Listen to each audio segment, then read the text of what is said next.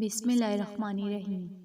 شروع کرتی ہوں اللہ کے نام سے جو بڑا مہربان نہایت رحم کرنے والا ہے۔ ناظرین، قرآن کریم میں اللہ پاک نے فرمایا ہے کہ ہر نفس کو موت کا مزہ چکھنا ہے، یعنی کائنات کے ہر جاندار کے لیے اللہ پاک نے موت کا وقت اور جگہ متعین کر رکھی ہے۔ اس سے کسی کو چھٹکارا نہ ملے گا اور نہ ہی کوئی اس سے بھاگ سکے گا۔ اسی لیے ابلیس شیطان کو بھی ایک دن موت آئے گی، لیکن وہ دن کون سا ہوگا؟ کون ابلیس کو موت دے گا؟ کیا شیطان کو نزع کے عالم میں تکلیف ہوگی؟ شیطان کی قبر کہاں بنائی جائے گی؟ شیطان کتنے عرصے تک موت کی نیند سویا رہے گا؟ تو ناظرین گرامی، آج ہم انہی سوالات کے جوابات قرآن و حدیث کی روشنی میں دیں گے۔ تو ناظرین، جب شیطان مردود کو اللہ پاک نے جنت سے نکال دیا تو اس نے اللہ پاک سے قیامت تک کی مہلت مانگی کہ قیامت سے پہلے مجھے موت نہ آئے، لیکن اللہ پاک نے اسے وقت مقررہ تک یعنی ایک خاص وقت تک مہلت دے دی، جسے قرآن کی سورہ ہجر کی آیت نمبر 36 تا 38 میں یوں بیان فرمایا گیا ہے۔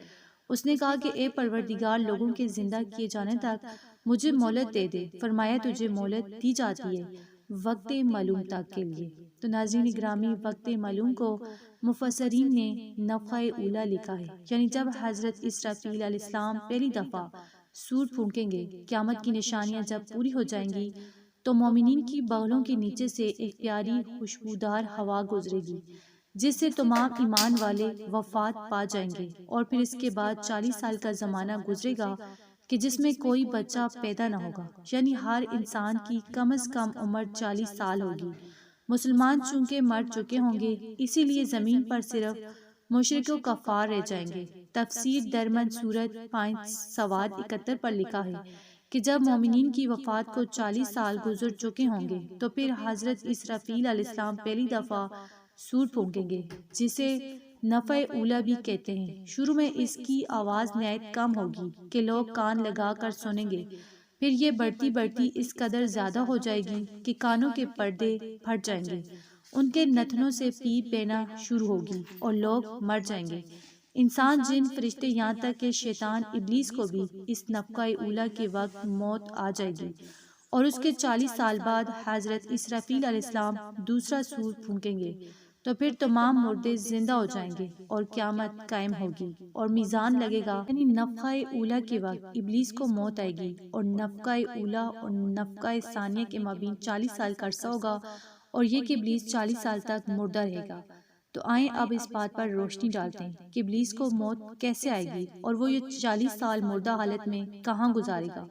تو اس سلسلے میں حضرت کعب بن احبار رضی اللہ تعالیٰ عنہ کے مشہور روایت پیش کرتے ہیں۔ حضرت کعب بن احبار رضی اللہ تعالیٰ عنہ فرماتے ہیں کہ جب ابو البشر حضرت آدم علیہ السلام کی وفات کا وقت آیا تو وہ پریشان ہو گئے اور اللہ پاک سے عرض گزار ہوئے کہ اے اللہ، میری موت سے میرا ازلی دشمن بہت خوش ہوگا، کیونکہ وہ قیامت تک زندہ رہے گا۔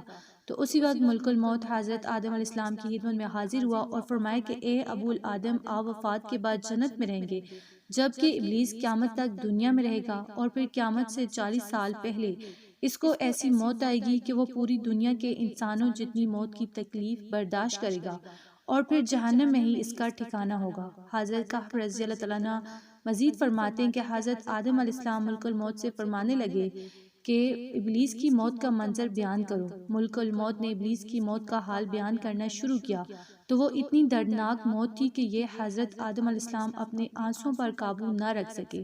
لوگ حضرت کعب بن احبار رضی اللہ تعالیٰ عنہ سے عرض کرنے لگے کہ ہمیں بھی ابلیس کی موت کا کچھ حال بیان فرمائے۔ لوگوں کی بیجا فرمائش پر حضرت کعب بن احبار نے ابلیس کی موت کا منظر یوں پیش کیا کہ اللہ تعالیٰ ملک الموت سے فرمائیں گے کہ میرے غضب و غصے کا لباس پہن کر جاؤ، ابلیس کی روح قبض کرو اور ابلیس سے تمام انسانوں اور جنوں سے زیادہ سختی کرنا۔ جب ملک الموت غضب و غصے سے بھرپور سے بڑھ کر بہت سے فرشتوں کے ساتھ ابلیس کی روح کو قبض کرنے آئیں گے تو جو بھی آسمان اور زمین میں سے ان کو دیکھ لے گا وہ فوراً ہی مر جائے گا۔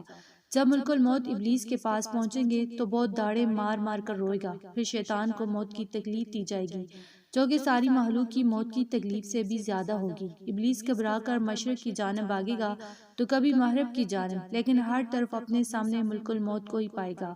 سمندر میں چھپنے جائے گا تو سمندر اسے جگہ نہ دے گا، آسمان کی طرف بھاگے گا تو وہاں مقرر فرشتے اس کو آگ کے کوڑے ماریں گے۔ آدم علیہ السلام کی قبر کے پاس کھڑا ہو کر کہے گا اے آدم تمہاری وجہ سے میں ملعون و مردود بنا، کاش کہ تم پیدا ہی نہ ہوتے۔ پھر ملک الموت سے کہے گا کہ کتنی سختی اور تکلیف کے ساتھ میری جان نکالو گے۔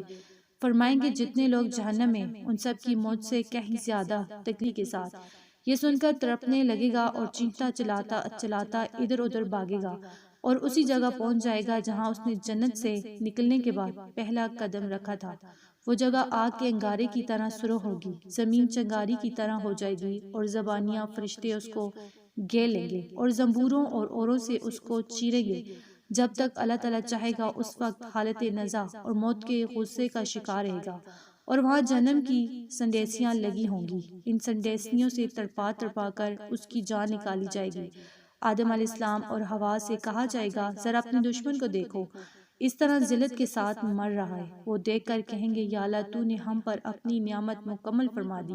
انہی جہنمی گڑھوں میں ابلیس 40 سال تک مردہ رہے گا اور یہی اس کی قبر ہوگی۔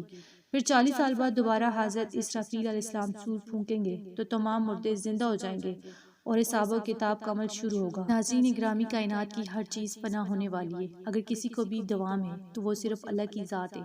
بس ہمیں تو ہر وقت تیار رہنا چاہیے کہ کیا پتہ کہ کب کون سی گھڑی ہماری اس دنیا میں آخری ہو اور پھر ہمارے پاس پچھتاوے کے علاوہ کچھ بھی باقی نہ رہے۔